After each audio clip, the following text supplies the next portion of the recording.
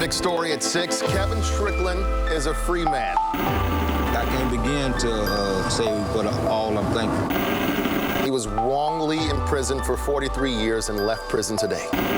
No, I didn't think this day was going to come. Wow, hard to comprehend. 43 years. He spent most of his life in prison for a crime he didn't commit. Now, a year later, Kevin Strickland is experiencing moments he missed while locked up. He attended a family reunion, took a plane to Florida for the first time, and has been honored in multiple ways. KSHB 41 I-Team reporter Sarah Plake talked to Strickland about life outside of lockup and the one part of his journey he can't get past.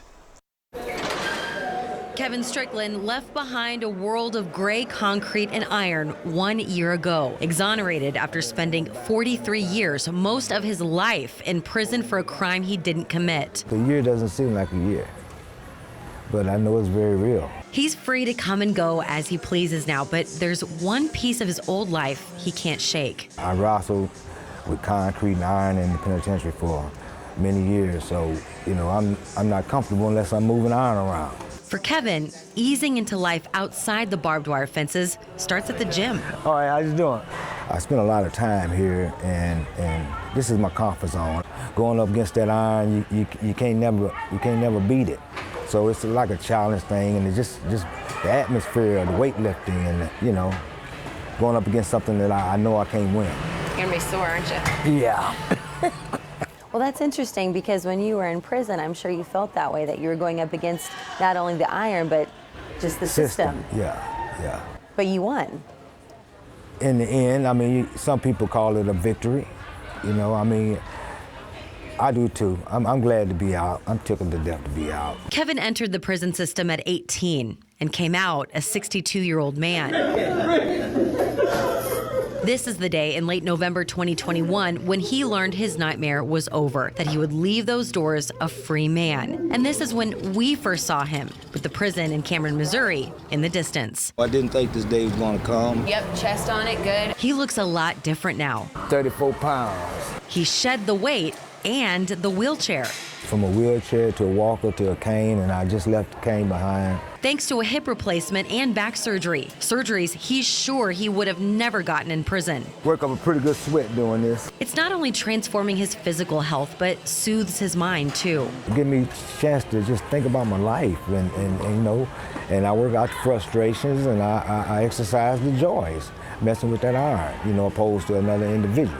And it's very, very therapeutic. But there's more joy than frustration, Kevin says. He's with his kids and grandkids now. They keep me on my toes. He's just catching up on everyday things we take for granted, like driving. A lot of driving. I enjoy driving. And that's what I do. I just go random places and just hang out and just soak up life. His life was like clockwork for 4 decades. So Kevin is still realizing he can get out and explore. This is the first right here, me just being on this part of the park right here, going across this area. I've never been this far.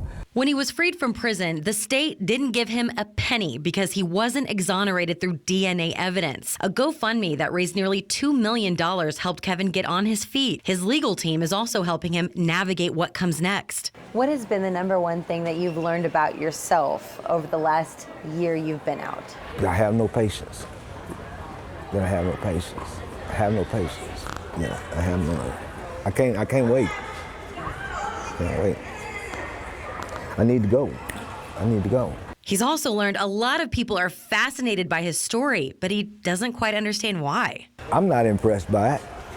What I'm doing, because I expect a lot of myself. I just attribute it to, just desire to do better. The memory of those 43 years will never go away, but they're in his rearview mirror now, with a new journey ahead. I have an opportunity now to be out here and connect and bond with my family, and that's a big deal for me, that's a real big deal for me. Things are coming along okay.